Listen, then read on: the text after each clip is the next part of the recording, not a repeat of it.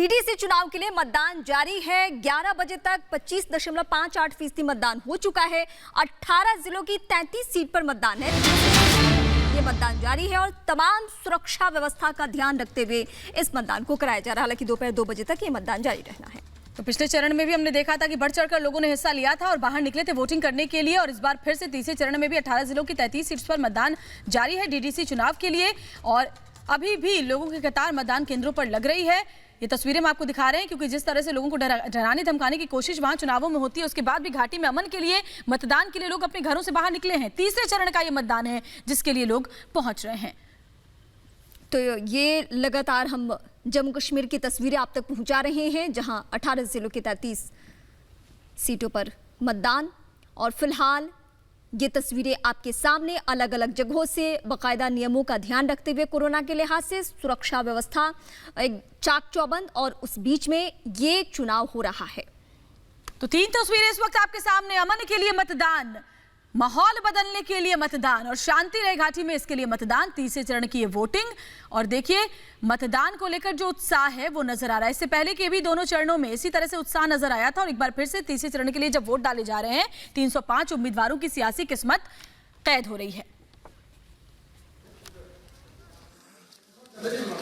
Third phase जो है DDC elections का है, जो इसकी वोटिंग जो है अभी चल रही है। हालांकि वोटिंग जो है 7 बजे से शुरू हुई और जो भी 2 बजे तक चलेगी। एडमिनिस्ट्रेशन का मानना है कि वोटर्स में खासकर सीनियर सिटीजन्स का ज़्यादा पार्टिसिपेशन है, और जो यंगस्टर्स है वो फेस्टिवल ऑफ डेमोक्रेसी में पार्टिसिपेट कर रहे हैं ह्यूज नंबर। हालांकि जहां सिक्योरिटी सिनेरियो की बात करेंगे तो अच्छी खासी सिक्योरिटी जो है ग्राउंड पे देखने को मिल रही है, चाहे जम्मू कश्मीर पुलिस हो या साथ ही साथ सीआरपीएफ या आर्मी, किस तरह से सिक्योरिटी सिनेरियो को डोमिनेट कर रहे हैं। और साथ ही साथ जहां कोविड प्रोटोकॉल्स की बात करेंगे तो हर एक वोटर जो बूथ में आने से पहले कोविड प्रोटोकॉल्स को फॉलो कर रहा है, उसका बाज़ाब्ता यहाँ चेकिंग होता है। उसके बाद वो अंदर पोलिंग स्टेशन में जाके अपना वोट जो है पोल करता है। हालांकि यहाँ जो पोलिंग बॉक्सेस है, तो वोट बॉक्स है, उस पे union territory of Jammu Kashmir लिखा है।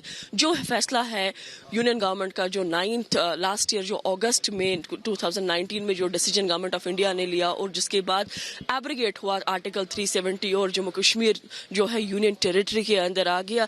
लेकिन आज जो देखने वाली बात यह है कि किस तरह का कॉन्टेस्ट बनेगा, चाहे पगड़ लीडर्स के कैंडिडेट्स है या साथ ही साथ आप भी लड़ रहा है, और साथ ही साथ जो बीजेपी जो स्टार कैंपेनर्स को यहाँ उतारा था कैंपेनिंग के लिए। और बीजेपी का मानना है कि यहाँ एक नई लहर है, मोदी लहर है। जो लोग भी पार्टिसिपेट कर रहे हैं डेमोक्रेसी फेस्टिवल ऑफ डेमोक्रेसी में, वो पीस, प्रॉस्पेरिटी और डेवलपमेंट के लिए यहाँ वोट कर रहे हैं। तो धारा 370 खत्म होने के बाद चुनावी माहौल में जब जम्मू कश्मीर के लोग हैं तो उनका मूड समझने का इससे बेहतर कोई विकल्प नहीं हो सकता है। लेकिन इसके अलावा देश की 10 बड़ी खबरों पर अब नजर डालते हैं हम।